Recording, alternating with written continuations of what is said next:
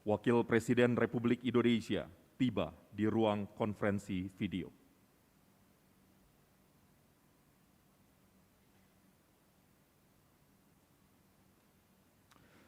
Mendengarkan lagu kebangsaan Indonesia Raya.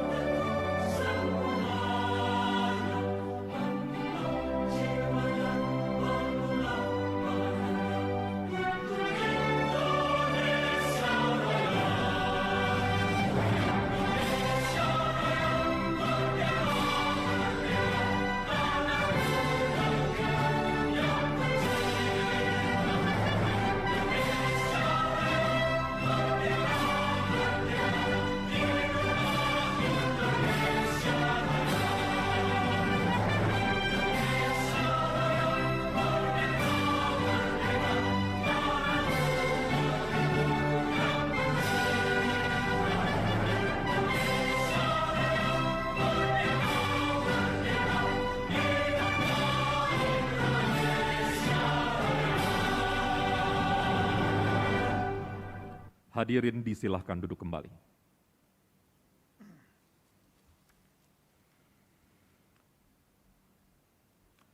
Bismillahirrahmanirrahim. Yang terhormat, Wakil Presiden Republik Indonesia. Yang kami hormati, Ketua Dewan Perwakilan Daerah Republik Indonesia. Yang kami hormati, Menteri Dalam Negeri Republik Indonesia. Para gubernur beserta anggota Forum Koordinasi Pimpinan Daerah, pejabat pimpinan tinggi media Kementerian Dalam Negeri dan Badan Nasional Pengelola Perbatasan, hadirin undangan yang berbahagia. Assalamualaikum warahmatullahi wabarakatuh. Selamat siang dan salam sejahtera bagi kita semua. Puji dan syukur senantiasa marilah kita panjatkan kehadirat Allah Subhanahu wa Ta'ala, Tuhan yang Maha Esa, karena atas berkah, limpahan, rahmat, dan karunia-Nya di hari yang berbahagia ini, Senin 26 April 2021, kita dapat berkumpul pada acara perayaan Hari Ulang Tahun ke-25 Otonomi Daerah.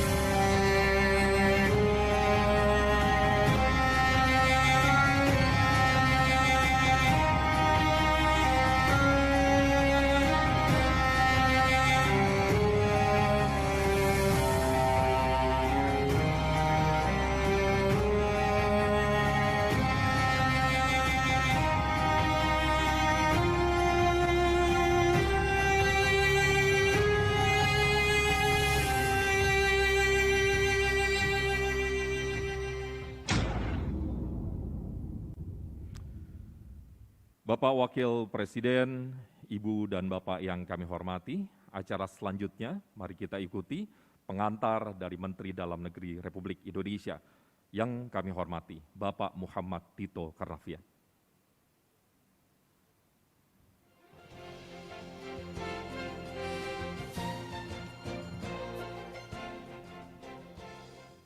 Bismillahirrahmanirrahim.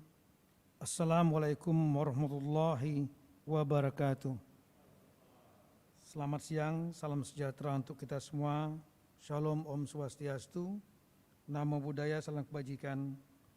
Yang kami hormati dan kami cintai bersama Bapak Wakil Presiden Republik Indonesia, Bapak Profesor Dr. Kiai Haji Ma'ruf Amin, yang terhormat pimpinan lembaga tinggi negara, para menteri dan kepala lembaga non-kementerian, rekan-rekan gubernur seluruh Indonesia, rekan-rekan bupati dan wali kota seluruh Indonesia, juga ketua DPRD provinsi, kabupaten, kota, dan para anggota Forum Koordinasi Pimpinan Daerah atau Forkompinda. Yang kami hormati Bapak Wakil Presiden dan hadirin sekalian berbahagia, tentu dengan tiada hentinya mari kita menjadikan puji syukur kehadirat Allah Subhanahu wa taala, Tuhan yang Maha Kuasa, karena kita masih diberikan nikmat sehat dan kekuatan untuk hadir pada acara peringatan seperempat abad atau yang ke-25 Hari Otonomi Daerah. Hari Otonomi Daerah seyogianya dilaksanakan pada tanggal 25 April. Namun karena tanggal 25 April adalah hari Ahad atau hari Minggu kemarin, maka acara peringatan dilaksanakan pada hari Senin ini, tanggal 26 April. Hal ini sesuai dengan keputusan Presiden nomor 11 tahun 1996, tanggal 7 Februari 1996 yang menetapkan tanggal 25 April sebagai Hari Otonomi Daerah. Hari Otonomi Daerah tahun ini mengusung tema membangun semangat kerja dan meningkatkan gotong royong di masa pandemi COVID-19 untuk masyarakat yang sehat, ekonomi daerah yang bangkit, dan Indonesia yang maju. Bapak Wakil Presiden dan hadirin sekalian yang kami hormati, pada kesempatan yang baik ini, izinkanlah kami mengucapkan terima kasih yang sebesar-besarnya kepada Bapak Wakil Presiden. Di tengah kesibukan Bapak telah berkenan untuk hadir dan akan memberikan pengarahan serta sekaligus membuka resmi peringatan Hari Otonomi Daerah ke-25 tahun 2021. Kehadiran Bapak Wakil Presiden Indonesia pada acara ini menegaskan kembali pentingnya otonomi daerah. Keberagaman yang dibalut dalam bingkai otonomi daerah tentu menjadi modal besar untuk menciptakan Indonesia yang lebih maju dan lebih sejahtera.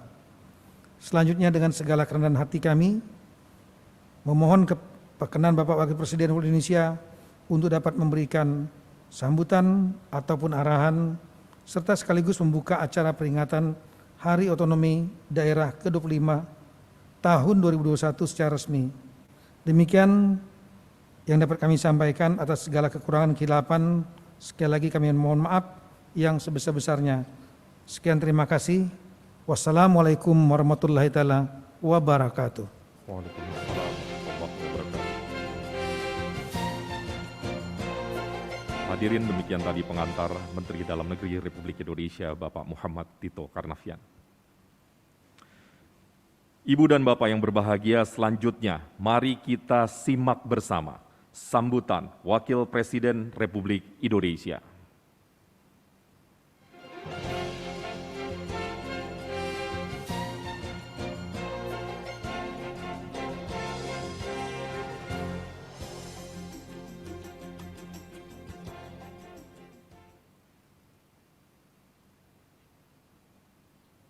Assalamualaikum warahmatullahi wabarakatuh. Salam sejahtera untuk kita semua. Bismillahirrahmanirrahim. Yang saya hormati Ketua Dewan Perwakilan Daerah Republik Indonesia, Menteri Dalam Negeri Republik Indonesia, para gubernur seluruh Indonesia beserta anggota Forkopimda Provinsi, para bupati dan wali kota seluruh Indonesia beserta anggota Forkopimda Kabupaten dan Kota, hadirin serta undangan yang berbahagia. Pertama-tama mari kita panjatkan syukur kehadirat Allah Subhanahu wa taala, Tuhan yang Maha Esa yang telah melimpahkan rahmat dan karunia-Nya sehingga kita dapat bertemu dalam peringatan HUT ke-25 otonomi daerah. Adapun tema tahun ini sangat tepat, inspiratif dan kontekstual, yaitu bangun semangat kerja dan tingkatkan gotong royong di masa pandemi COVID-19 untuk masyarakat sehat, ekonomi daerah bangkit, dan Indonesia maju.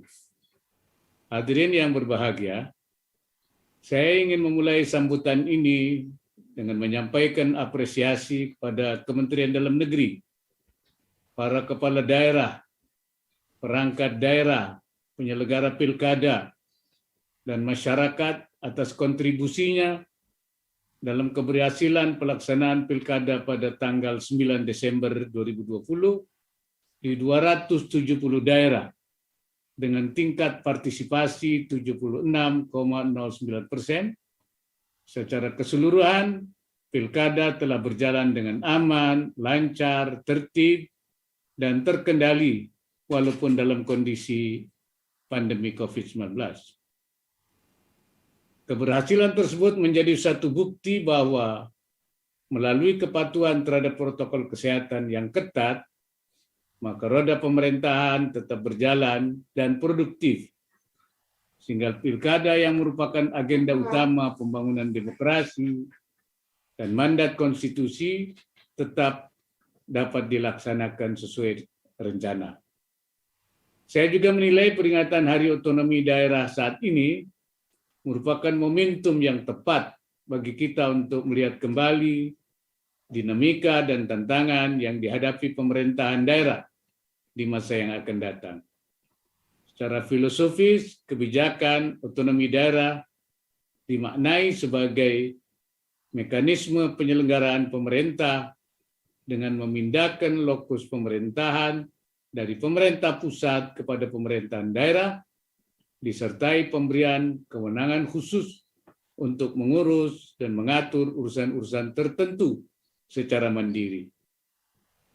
Penyelenggaraan otonomi daerah juga merupakan bentuk pengakuan pemerintah pusat terhadap kemandirian daerah guna mendekatkan layanan pada masyarakat, meningkatkan daya saing daerah melalui pemberdayaan masyarakat dan pemerintah daerah dalam rangka mencapai tujuan peningkatan kesejahteraan masyarakat. Melalui kebijakan otonomi daerah, pemerintah daerah memiliki keleluasaan menyelenggarakan pemerintahan sendiri atas dasar prakarsa, kreativitas, dan peran serta masyarakat dalam mengembangkan dan memajukan daerahnya. Dan pelaksanaan otonomi daerah yang berkualitas membutuhkan kepemimpinan adaptif, pemimpin yang mampu menghadapi berbagai situasi, cepat dan tepat dalam bertindak, dan berorientasi pada pemecahan masalah dengan selalu menyesuaikan dirinya dengan perubahan dan keadaan baru. Hadirin yang berbahagia, beberapa referensi indikator nasional dan internasional dapat kita cermati untuk melihat kinerja perjalanan otonomi daerah selama kurun waktu 25 tahun ini. Pertama, laporan Indeks Demokrasi Dunia yang dirilis oleh The Economist Intelligence Unit dengan 5 indikator, yaitu proses pemilu dan pluralisme, fungsi dan kinerja pemerintah, partisipasi politik, budaya politik, serta kebebasan sipil.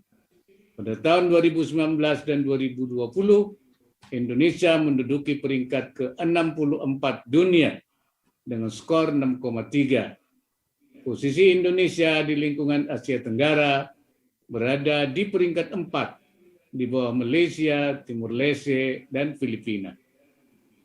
Kedua, laporan Human Development Index (HDI) yang dirilis oleh Program Pembangunan PBB UNDP dengan 3 indikator, yaitu harapan hidup, pendidikan, dan perekonomian.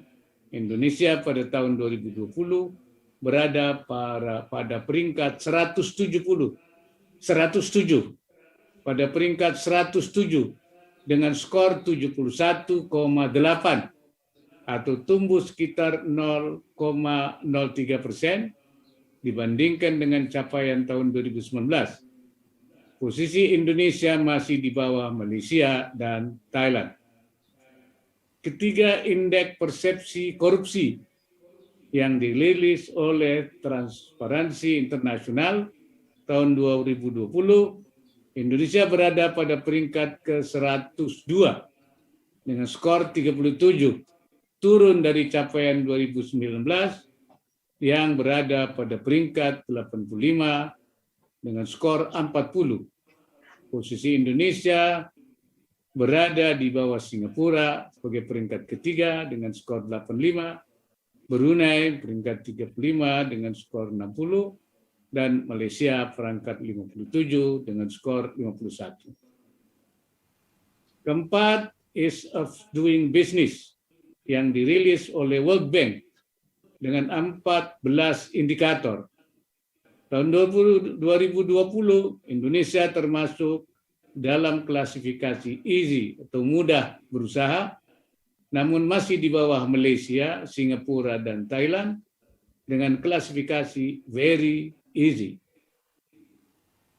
Mengacu pada keempat rujukan indikator tersebut di atas, maka penyelenggaraan urusan pemerintahan konkuren atau yang kewenangannya dibagi antara pusat dan daerah, khususnya pada sektor-sektor pembangunan ekonomi yang menjadi kewenangan daerah, memegang peran kunci sebagai penentu peningkatan kuantitas dan kualitas layanan pemerintahan. Semakin tinggi capaian kinerja daerah dalam urusan pemerintahan konkuren, maka akan semakin baik pula kinerja penyelenggaraan pemerintahan daerah yang selanjutnya akan berkontribusi terhadap capaian peningkatan indeks pembangunan kesejahteraan masyarakat. Hadirin sekalian yang berbahagia, dengan semangat introspeksi dan demi perbaikan ke depan, saya ingin menyampaikan beberapa hal yang terkait dengan efektivitas penyelenggaraan pemerintahan daerah, termasuk pada masa pandemi COVID-19. Pertama, perlunya merubah paradigma pemerintahan dan pembangunan yang masih berorientasi pada business as usual atau rutinitas menjadi berbasis inovasi dan teknologi informasi dengan memanfaatkan modal budaya, SDM unggul, SDA, teknologi informasi, dan kearifan lokal sesuai karakteristik daerah masing-masing. Kedua, pentingnya sinergi dan koordinasi pemerintahan secara kolaboratif baik antar daerah, antar pusat dengan daerah, antar pemerintah dengan swasta, dan kapitalisasi modal sosial secara gotong royong yang akan menjadi salah satu kekuatan daya tahan ekonomi dan sosial masyarakat. Ketiga, pemetaan masalah dan kapasitas pemerintahan daerah berbasis data sebagai dasar pembuatan kebijakan.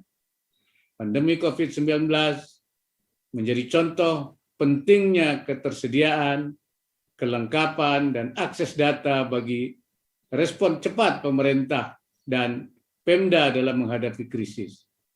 Proses digitalisasi di seluruh aspek layanan pemerintahan dan pembangunan sebagaimana kerangka open government di tingkat daerah semakin relevan. Pendekatan, triangulasi kepentingan antara pemerintah dan Pemda, sektor swasta dan masyarakat perlu diperkuat sebagai bagian dari tahapan dari transformasi kapasitas pemerintahan daerah. Yang keempat, penguatan otonomi daerah dilaksanakan melalui mekanisme pembinaan pengawasan, pemberdayaan, serta sanksi yang jelas dan tegas. Sinergi antara Binwas, pembinaan dan pengawasan umum, oleh Kemendagri dengan Binwas teknis, oleh kementerian sektoral, akan memberdayakan daerah dalam penyelenggaraan pemerintahan daerah. Demikian pula Binwas daerah, kabupaten, kota, memerlukan peran dan kewenangan yang jelas dan tegas dari gubernur sebagai wakil pemerintah pusat. Yang kelima, perbaikan pola penyelenggaraan pemerintahan daerah ke arah yang adaptif, inovatif, kolaboratif, dan korektif. Hal ini dapat dilakukan secara sinergis antara pemerintah daerah dengan DPRD sebagai mitra sejajar. Wujudkan harmonisasi melalui sinkronisasi perencanaan, penganggaran, pelaporan, dan pengendalian urusan pemerintahan konkuren yang berpedoman pada NSPK serta SPM yang telah ditetapkan oleh pemerintah pusat. Tujuannya agar kualitas dan kuantitas layanan dapat dirasakan langsung manfaatnya oleh masyarakat. Yang keenam adalah pelaksanaan reformasi birokrasi yang menyeluruh. Organisasi perangkat daerah sebagai agen perubahan unsur pelaksana kebijakan perlu direview agar lebih sederhana, agile atau lentur, inovatif, efektif, dan efisien untuk melaksanakan kewajiban penyelenggaraan urusan pemerintahan konkuren secara profesional, transparan, dan akuntabel. Yang ketujuhnya adalah konsisten dalam implementasi deregulasi kebijakan sehubungan dengan telah terbitnya Undang-Undang Nomor 11 Tahun 2020 tentang Cipta Kerja, maka penyesuaian produk hukum terkait di daerah tidak boleh bertentangan dengan ketentuan peraturan perundang-undangan yang lebih tinggi tingkatannya sesuai dengan hierarki peraturan perundang-undangan serta tidak bertentangan dengan kepentingan umum. Hadirin yang saya hormati, menutup sambutan ini saya minta seluruh jajaran Pemda sebagai ujung tombak pemerintahan agar selalu menjadi contoh dan pelopor baik dalam berinovasi untuk meningkatkan kualitas layanan publik maupun dalam menegakkan protokol kesehatan serta menyukseskan program vaksinasi di seluruh Indonesia. Selamat Hari Otonomi Daerah, bangun semangat kerja dan tingkatkan gotong royong di masa pandemi COVID-19 untuk masyarakat sehat, ekonomi daerah bangkit, dan inovasi maju. Dan dengan mengucapkan Bismillahirrahmanirrahim, peringatan dari ulang tahun ke-25 otonomi daerah, saya nyatakan dimulai. Semoga Allah Subhanahu wa Ta'ala, Tuhan yang Maha Esa, senantiasa melindungi dan memberkati kita semua dan seluruh tumpah darah Indonesia. Amin ya rabbal alamin. Sekian dan terima kasih. Wassalamualaikum warahmatullahi wabarakatuh. Waalaikumsalam warahmatullahi wabarakatuh. Hadirin yang kami hormati, demikian tadi sambutan Wakil Presiden Republik Indonesia. Sebagai ungkapan rasa syukur kepada Allah Subhanahu wa Ta'ala atas terselenggaranya acara perayaan hari ulang tahun ke-25 otonomi daerah pada siang hari ini, mari kita berdoa. Doa akan dipimpin oleh Bapak Makmur SM. Kami persilakan.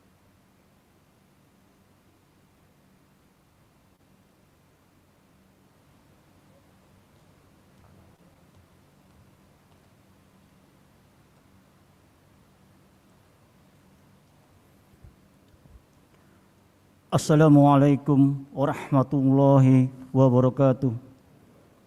Izinkan saya memimpin doa untuk yang beragama Islam dan yang non-Muslim untuk dapat menyelesaikan. A'udzubillahi minasyaitonirrajim. Bismillahirrahmanirrahim.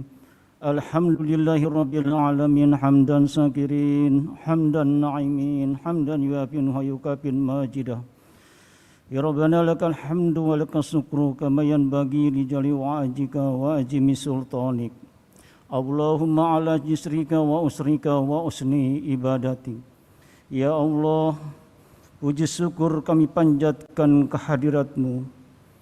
Berkat izin dan ridho-Mu, kami pada saat ini telah dapat melaksanakan Hari Ulang Tahun Otonomi Daerah ke-25 tahun 2021 sebagai momentum memasyarakatkan dan memantapkan pelaksanaan otonomi daerah. Kami tadahkan kedua tangan kami untuk mendapatkan curahan rahmat dan kasih sayang-Mu.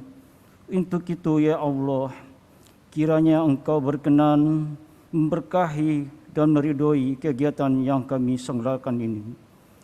Ya Allah, berilah kami kekuatan lahir dan batin, kedewasaan dalam berpikir untuk dapat memberikan kontribusi pembangunan di berbagai bidang, baik itu pembangunan mental, spiritual, sehingga di usia yang ke-25 ini, otonomi daerah lebih berkembang dalam membangun semangat kerja dan meningkatkan gotong royong di masa pandemi COVID-19.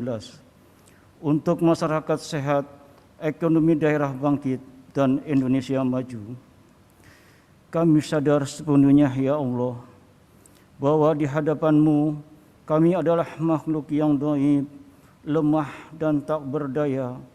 Namun di hadapan kami terbentang tugas dan tanggung jawab yang berat, tetapi sungguh mulia, yakni mewujudkan masyarakat adil dan makmur, maju dan sejahtera, memupuk rasa persaudaraan dan kebersamaan.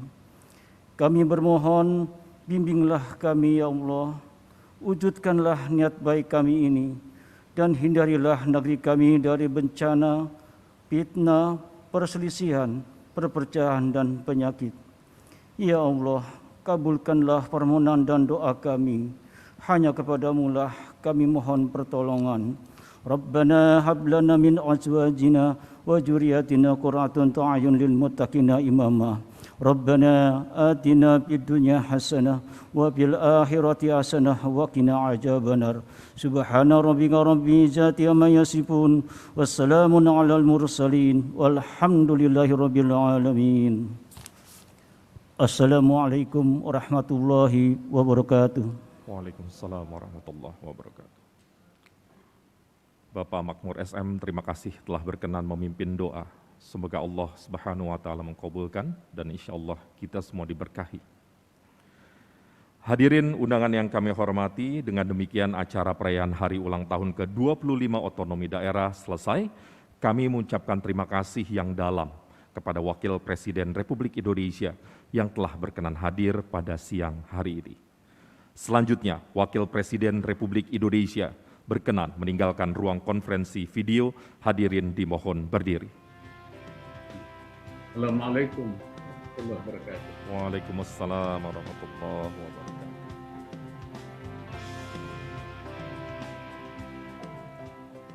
Hadirin kami silahkan duduk kembali. Ibu dan Bapak yang berbahagia, selanjutnya mari kita saksikan bersama video seremoni perayaan Hari Ulang Tahun ke-25 Otonomi Daerah.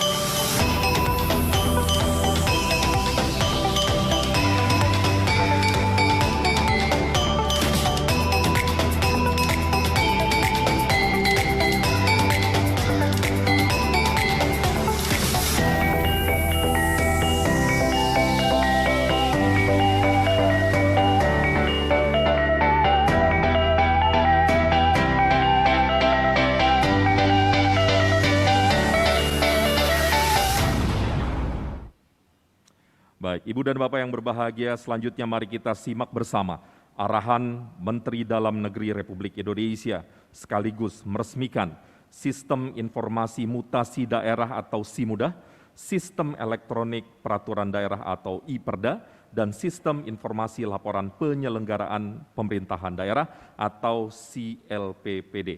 Selanjutnya kami persilahkan dengan hormat Menteri Dalam Negeri Republik Indonesia, Bapak Muhammad Tito Karnavian.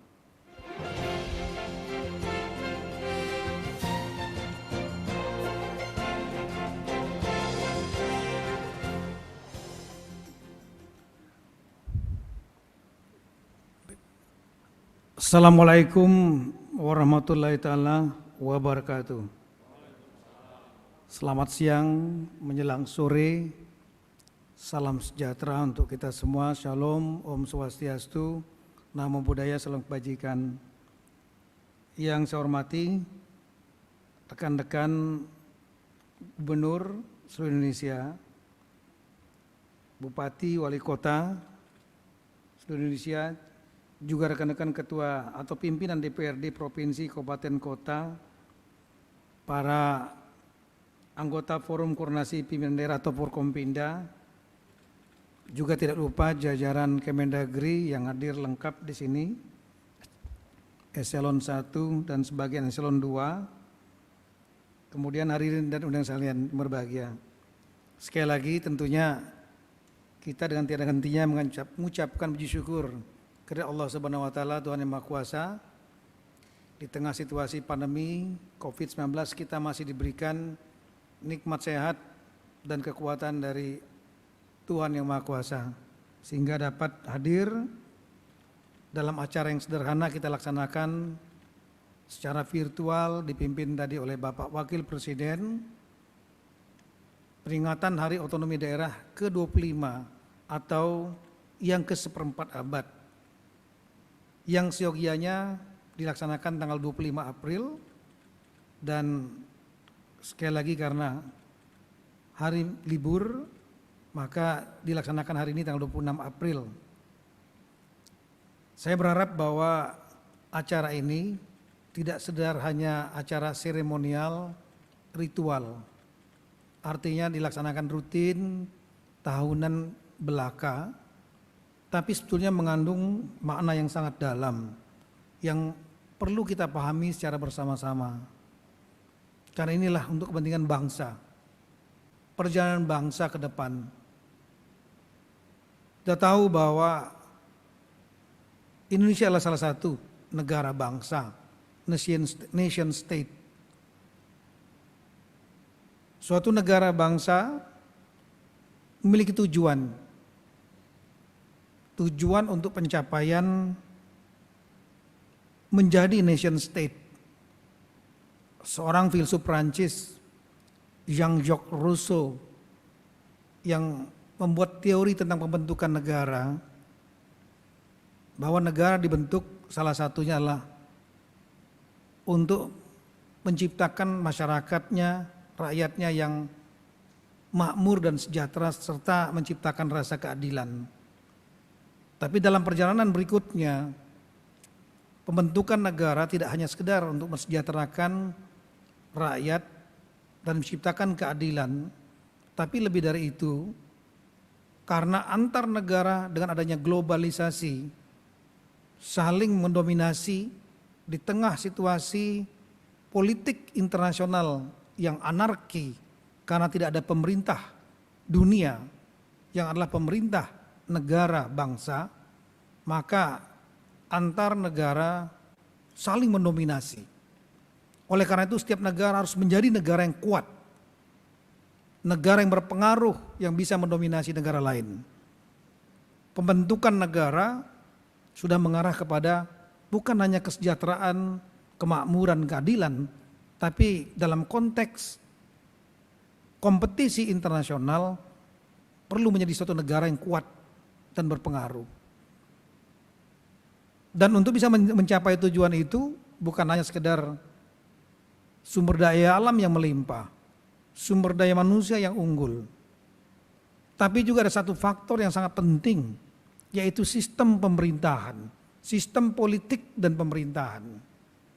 Sistem politik dan pemerintahan kalau tidak tepat, maka sumber daya alam, sumber daya manusia, dan faktor-faktor lain akan menjadi sia-sia. Sistem pemerintahan yang tepat selain bisa mendorong SDA dan SDM lebih baik, justru bisa menjadi elemen yang sangat menentukan yang bisa mengkompensasi kelemahan di bidang sumber daya alam dan sumber daya manusia. Kita ambil contoh negara Singapura yang tidak memiliki sumber daya alam apapun, tapi sumber daya manusia yang unggul disertai dengan sistem pemerintah, politik dan pemerintahan yang baik, membuat mereka menjadi negara yang sejahtera dan salah satu yang paling sejahtera di Asia Tenggara dan dunia. Nah, kami melihat bahwa sistem pemerintahan, politik pemerintahan bisa beragam. Mulai dari yang otokrasi dikuasai oleh satu orang, kerajaan sultan misalnya. Ada yang oligarki yang dikuasai oleh sekelompok orang. Myanmar dengan juntanya misalnya. Ada juga yang teokrasi yang berlandaskan kepada ideologi keagamaan menjadi ideologi negara. Dan ada juga yang sekarang lagi mengemuka dengan adanya gelombang demokratisasi adalah sistem demokrasi, yaitu sistem di mana kekuasaan berada di tangan rakyat, demos dan kratos. Demos rakyat, kratos kekuasaan. Otonomi daerah adalah salah satu bentuk desentralisasi yang bisa muncul di iklim demokrasi. Kita sudah mengadopsi sistem demokrasi semenjak awal negara kita dibentuk. Meskipun kemudian demokrasinya cukup beragam. Dan kemudian otonomi daerah atau desentralisasi sudah menjadi wacana yang sangat lama. Mulai zaman Belanda sudah ada upaya untuk memberikan sebagian kewenangan ke daerah. Apa yang kita sebutkan otonomi daerah adalah memberikan kewenangan kepada daerah untuk mengatur urusannya sendiri.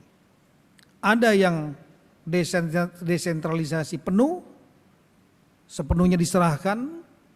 Ada juga yang terbatas, otonomi penuh dan otonomi terbatas. Nah, kalau kita melihat dari perjalanan sejarah bangsa kita melihat bahwa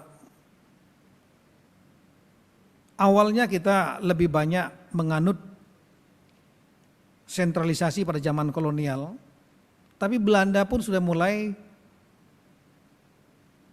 menerapkan desentralisasi di beberapa daerah dengan memberikan kewenangan-kewenangan kepada beberapa daerah. Di zaman Orde Lama, kita banyak mengadopsi desentralisasi, bahkan pernah menjadi Republik Indonesia Serikat tahun 1950, di mana kewenangan-kewenangan banyak diberikan kepada daerah. Dan kemudian tahun 1974 dengan adanya Orde Baru merubah sistem tersebut. Undang-Undang Nomor 5 tahun 1974 ini membuat sistem di politik pemerintah Indonesia menjadi sangat sentralistis. Tidak ada pilkada. Gubernur, bupati, wali kota semua ditunjuk.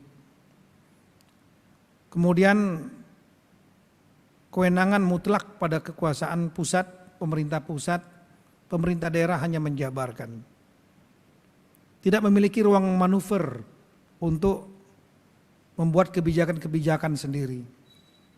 Dan ini berlanjut terus sampai kemudian di akhir menjelang akhir Orde Baru, pemerintah menyadari bahwa perlu adanya desentralisasi untuk negara sebesar Indonesia. Ada beberapa pertimbangan desentralisasi. Yang pertama adalah geografi. Negara kita adalah negara yang sangat besar. 3 time zone, dari Sabang sampai Merauke, negara kepulauan terbesar di dunia. Yang kalau peta Indonesia dipotong dan diletakkan di peta Amerika, maka akan terbentang dari San Francisco sampai dengan New York. Kalau diletakkan di peta Eropa, dari Portugal sampai dengan Moskow. Sedemikian besar negara ini. Kemudian juga kondisi geografinya sangat beragam. Ada yang gunung, pantai, pulau, lembah, daerah-daerah terpencil di hutan, yang mungkin tidak ditemukan seperti negara Singapura atau negara-negara katakanlah di Timur Tengah. Kemudian memiliki sumber daya alam yang beragam di tiap-tiap daerah. Di samping itu juga faktor demografi menjadi pertimbangan untuk dilakukan desentralisasi atau otonomi daerah. Kenapa? Karena kita negara dengan penduduk nomor 4 terbesar di dunia, 270 juta penduduk. Penuh dengan keberagaman, kebinekaan, kita semua paham. Plural, suku, agama, ras, bahasa, keturunan dan lain-lain. Di Indonesia juga ada 4 tipologi masyarakat. Ada masyarakat yang disebut masyarakat informatif, yaitu masyarakat yang sangat bergantung kepada teknologi informasi, handphone dipegang, komputer dan lain-lain. Di kota-kota besar kita menemukan tipologi masyarakat itu.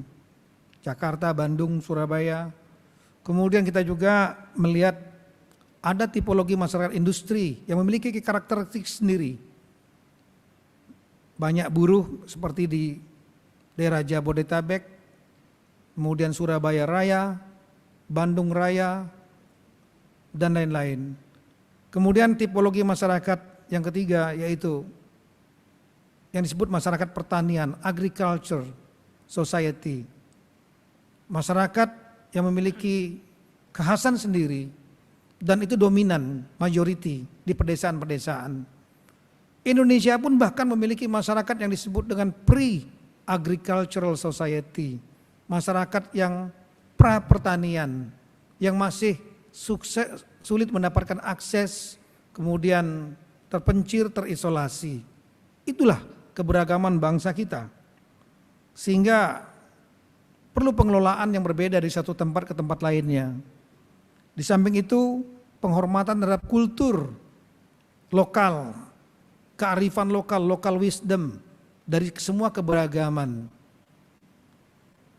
Dan yang terakhirlah ingin memberikan ruang di negara sebesar ini kepada daerah untuk memiliki ruang yang lebih besar untuk berkreasi, inovasi, yang ujungnya nantinya adalah mandiri secara keuangan, mandiri secara fiskal, mengembangkan potensi yang ada, berkreasi, sumber daya alam apapun sumber manusia, dan kemudian memperkuat PAD-nya, pendapatan asli daerahnya, sehingga tidak tergantung kepada pusat, dan kemudian ruang fiskalnya menjadi lebih kuat sehingga tidak akan goncang dan mampu untuk berdikari. Itulah kira-kira pertimbangan daripada desentralisasi. Dan pada tahun 1995 Presiden Soeharto kemudian memberikan percontohan dengan menerbitkan peraturan pemerintah nomor 8 tahun 1995. 26 daerah dijadikan percontohan untuk diberikan kewenangan yang lebih luas untuk mengelola daerahnya sendiri.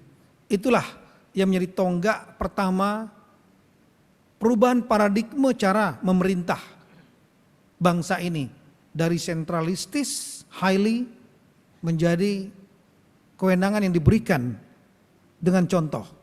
Dan kemudian dengan Kepres nomor 11 tahun 96, tanggal 25 April ditetapkan sebagai Hari Otonomi Daerah. Sehingga hari ini menjadi hari yang sangat penting bagi kita semua, terutama bagi penyelenggara pemerintahan dan bagi semua masyarakat. Karena hari ini menandai perubahan sistem politik dan pemerintahan yang menjadi elemen yang sangat penting untuk berhasilnya pencapaian pembentukan negara bangsa. Nah, kemudian setelah reformasi terjadi perubahan dalam sistem berbangsa dan bernegara kita, pemerintahan yang baru memperkuat otonomi daerah tersebut dengan lahirnya Undang-Undang Nomor 22 Tahun 1999 tentang pemerintahan daerah. Sebagian sudah mulai secara eksplisit, yang tadinya cuma 26 daerah dicontoh-contohkan, semua daerah mulai diberikan sebagian kewenangan. Diperkuat lagi dengan Undang-Undang Nomor 32 Tahun 2004 tentang pemerintahan daerah.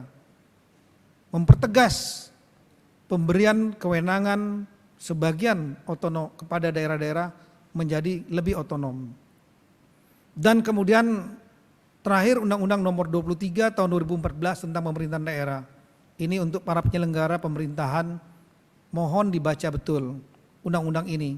Karena undang-undang ini berisi segala macam yang berhubungan dengan cara memerintah.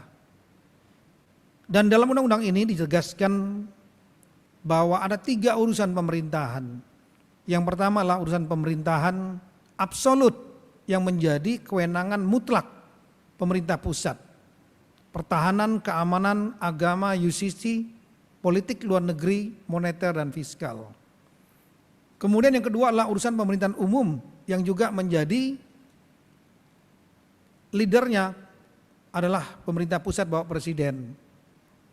Urusan pemerintahan umum berfokus pada upaya untuk menjaga agar negara ini tetap menjadi negara kesatuan Republik Indonesia, tidak terpecah-pecah, meningkatkan wawasan persatuan kesatuan bangsa, wawasan kebangsaan, kebinekaan dan lain-lain. Kekayaan kita adalah keberagaman, tapi keberagaman adalah perbedaan. Setiap perbedaan mengandung potensi konflik yang bisa menimbulkan perpecahan. Ini perlu dirawat. Dan ini urusan pemerintahan umum. Dan kemudian yang ketiga adalah undang-undang ini menyatakan urusan pemerintahan konkuren atau yang sebagian didelegasikan kepada daerah. Inilah esensi otonomi daerah, urusan pemerintahan konkuren. Ada 32 urusan pemerintahan, ada yang wajib, karena yang wajib ini harus dilaksanakan oleh semua daerah, misalnya pelayanan dasar, pendidikan dan kesehatan, semua daerah harus melakukan itu. Dan kemudian ada juga yang pilihan, sesuai dengan daerahnya masing-masing. DKI Jakarta misalnya, karena tidak ada lahan pertanian maka tidak harus memiliki urusan pertanian. Dan ini sesuaikan dengan daerah masing-masing. Nah, kalau kita melihat perjalanan saat ini, kita sudah menerapkan sistem pemerintahan demokrasi yang diwarnai dengan desentralisasi, di mana sebagian kewenangan diberikan kepada daerah atau otonomi daerah. Itulah yang kita lakukan sekarang. Pada hari ini saya kira amat baik kalau kita sedikit melakukan evaluasi di mana saja kelebihan dan kelemahannya. Kami melihat bahwa ada beberapa kelebihan dengan sistem yang ada saat ini. Banyak daerah yang mencatat kesuksesan. Banyak daerah yang PAD-nya meningkat. Dari semula ketergantungan kepada pemerintah pusat naik. Kemudian PAD-nya meningkat. Bahkan ada yang PAD-nya melebihi dari transfer pusat. Kita tahu bahwa daerah memiliki 3 sumber utama keuangan. Transfer pusat, kemudian pendapatan asli daerah, dan sumber-sumber lainnya seperti badan usaha milik daerah. Kemudian Kemendagri membagi 3 kelompok daerah dalam konteks kacamata kapasitas fiskal, tinggi, sedang, dan rendah. Daerah yang kapasitas fiskal tinggi ditandai dengan PAD-nya lebih tinggi daripada transfer pusat seperti DKI, Jawa Barat, Jawa Timur, Jawa Tengah, kemudian Kabupaten Badung sebelum pandemi, Bali, kemudian Freeport, kami ulangi, Mimika, Merauke, di mana PAD-nya lebih tinggi daripada transfer pusat. Jadi gejolak yang terjadi di tingkat pusat tidak banyak berpengaruh di daerah tersebut. Kemudian juga kapasitas fiskal sedang, artinya proporsi antara transfer pusat dengan PAD hampir berimbang. ada beberapa daerah yang mencapai itu. Sulawesi Selatan misalnya, 5545. Kemudian ada juga daerah yang kapasitas fiskalnya rendah, ditandai dengan tidak lebih dari 10% PAD-nya dibanding APBD. 90% sangat tergantung dari transfer pusat. Nah, ini otonomi daerah diharapkan pemerintah daerah mampu untuk melakukan inovasi-inovasi, mengelola dan menggali sumber daya yang ada di daerahnya untuk menaikkan pendapatan asli daerah tanpa memberatkan rakyat. Nah, ini merupakan seni tersendiri saya kira. Tapi dalam fakta yang menunjukkan bahwa cukup banyak daerah yang berhasil dengan adanya otonomi daerah membuat kapasitas fiskalnya baik, mampu mempercepat pembangunan. Yang kedua, kita sisi baik daripada otonomi daerah lahir kemudian sebagai konsekuensi adanya pemilihan kepala daerah secara langsung, sistem terbuka di mana rakyat memilih langsung kepala daerahnya. Nah, dengan sistem pilkada ini maka kepala daerah yang terpilih ini memiliki legitimasi yang sangat kuat, dukungan yang kuat dari rakyatnya. Kenapa? Karena rakyatnya memilih sendiri dibandingkan di dropping dari pusat atau ditunjuk. Yang kedua, pilkada ini juga bisa menimbulkan fenomena baru, yaitu melahirkan pemimpin-pemimpin baru, pemimpin-pemimpin yang cemerlang, yang tadinya tersembunyi, yang mungkin tidak bisa dicapai dengan sistem yang lain, sistem sentralisasi. Kita lihat beberapa negara yang menggunakan sistem sentralisasi dan sistem pemilihan secara tertutup, mereka kesulitan untuk mendapatkan generasi pemimpin baru. Keluar pemimpin-pemimpin lama yang usianya sudah ya mungkin tidak layak lagi. Seolah-olah tidak ada pemimpin baru. Nah, kita melihat dalam konteks otonomi daerah ini, terjadinya pilkada melahirkan pemimpin-pemimpin baru, pemimpin-pemimpin daerah baru yang nanti bisa menjadi cikal bakal untuk memimpin nasional. Saya kira Presiden kita Bapak Jokowi merupakan salah satu produk dari pilkada, dari wali kota menjadi gubernur dan menjadi presiden.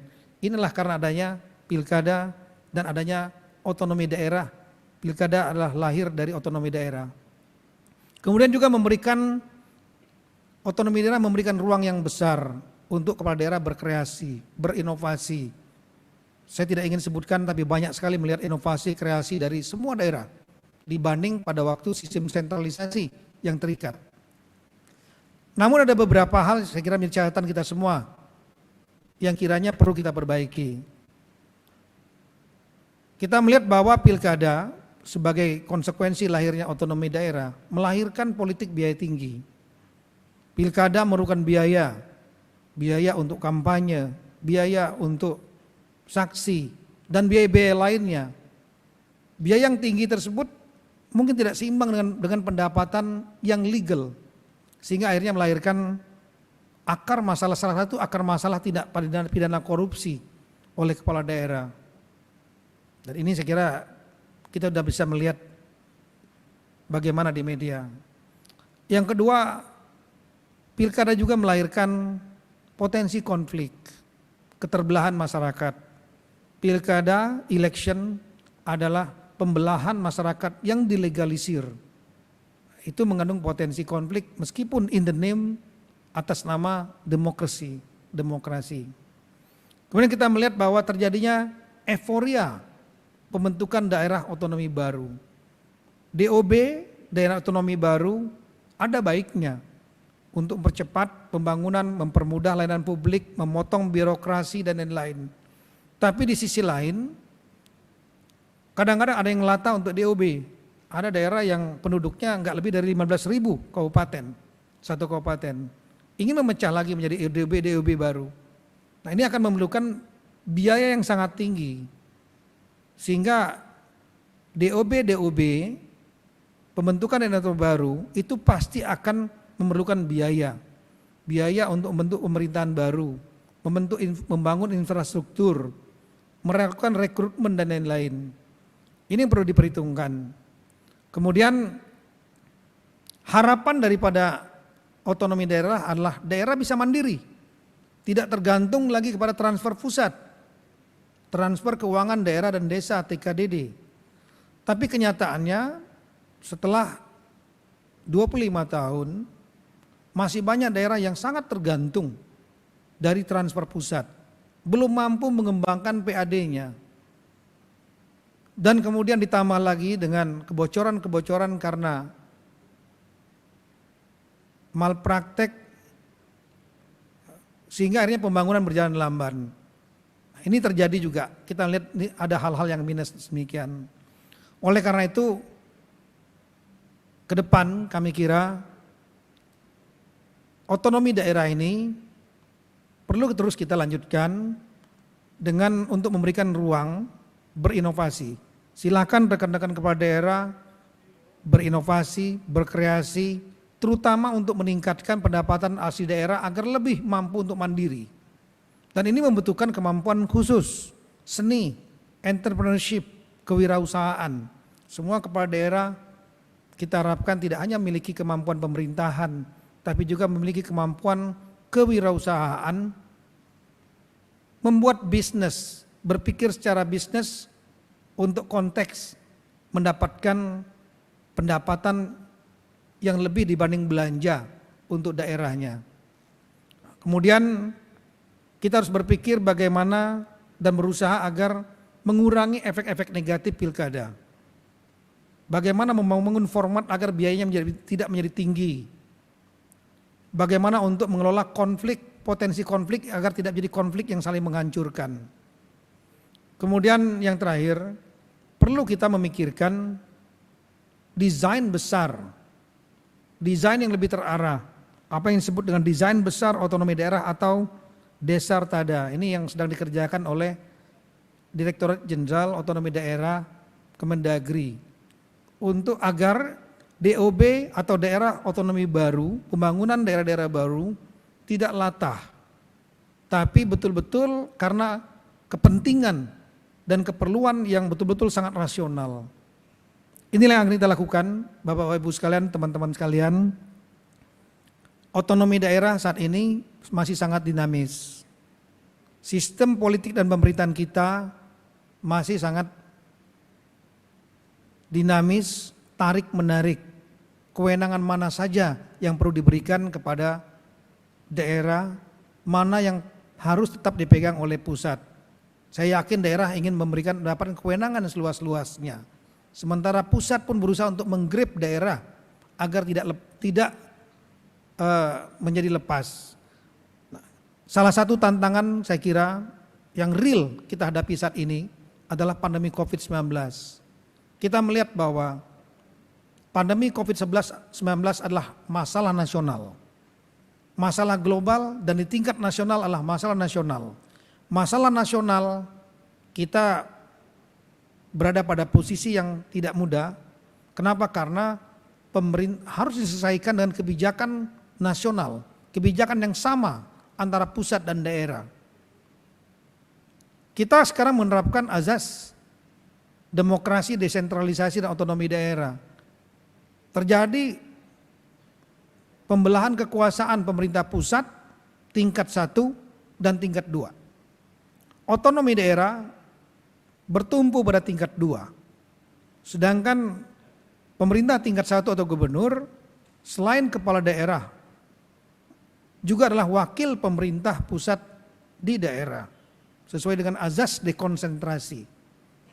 Nah, kita melihat bahwa kalau pemerintah pusat saja bergerak dengan kecepatan penuh, dengan gas penuh untuk menangani pandemi COVID-19, tidak akan pernah bisa sukses. Kenapa? Karena 50% mesin lain pemerintahan ini ada pada pemerintah daerah, provinsi, kabupaten, kota. Sehingga kalau pemerintah provinsi, kabupaten, kota tidak serius bersungguh-sungguh dalam penanganan COVID-19, maka masalah nasional ini tidak akan pernah bisa kita atasi dan kita tuntaskan. Di sini tantangannya.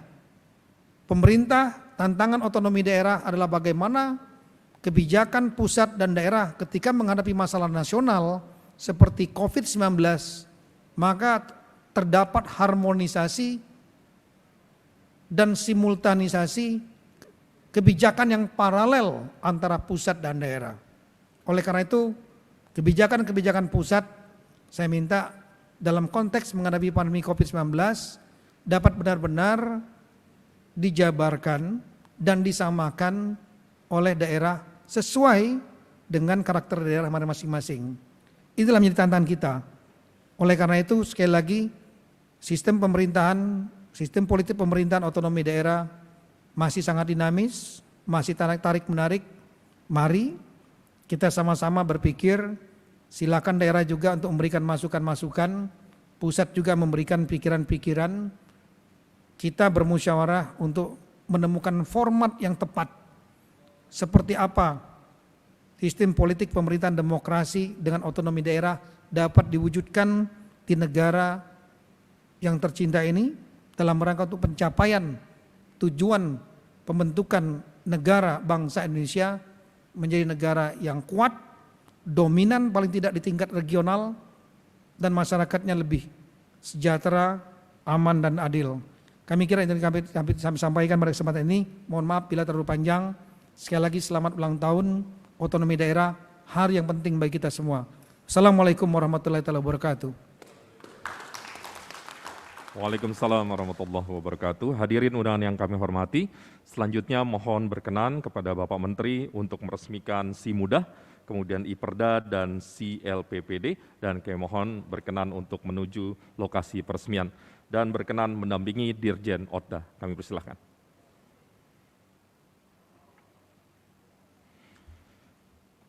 Persis di tengah Pak, nanti ada secara virtual ada gambar gong, nanti Pak Menteri berkenan untuk memukul gong. Kami persilakan menghadap ke LED Pak, mohon izin. Kemudian diambil, iya, sesaat lagi teman-teman mohon ditampilkan. Hitungan mundur Pak dari saya, 3, 2, 1. Iya, kita berikan tepuk tangan yang paling meriah atas peresmian SIMUDAH, IPERDA dan CLPPD. Terima kasih.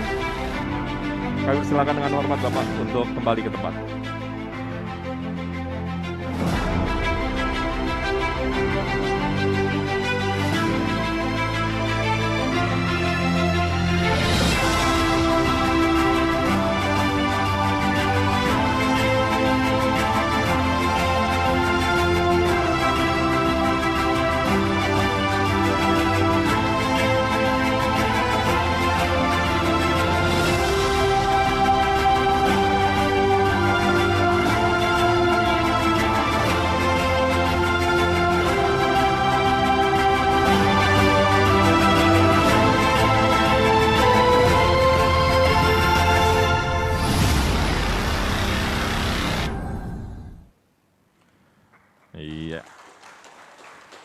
Ibu dan Bapak yang kami hormati, demikianlah acara perayaan Hari Ulang Tahun Otonomi Daerah ke-25 pada hari ini.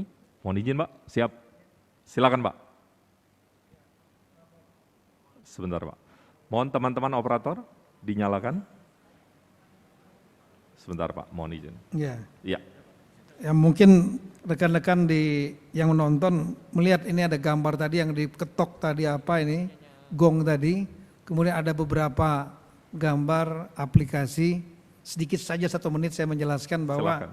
ini adalah terobosan dari Dirjen Otda, karena banyak sekali kepentingan daerah di Otda ini, mulai masalah mutasi, masalah peraturan daerah, ya, dan lain-lain.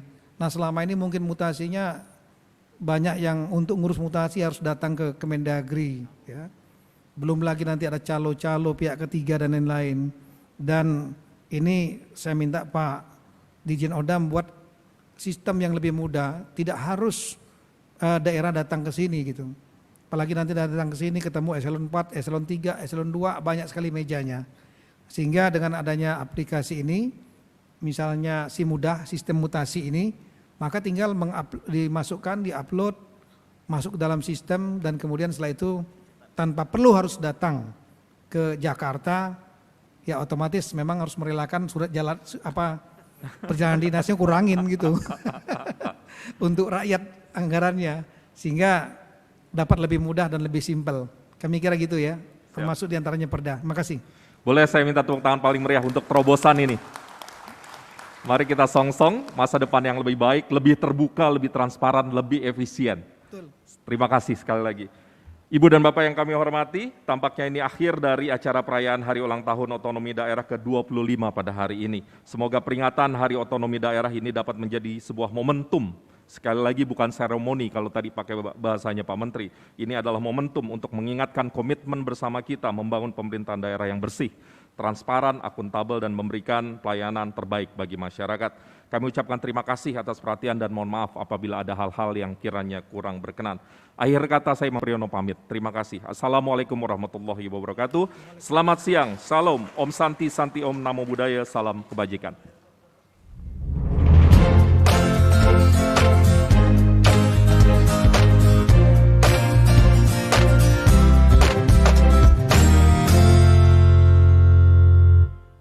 Saya Wayan Koster, Gubernur Bali, mengucapkan Selamat Hari Otonomi Daerah ke-25. Saya Haji Isra Nur, Gubernur Kalimantan Timur, mengucapkan selamat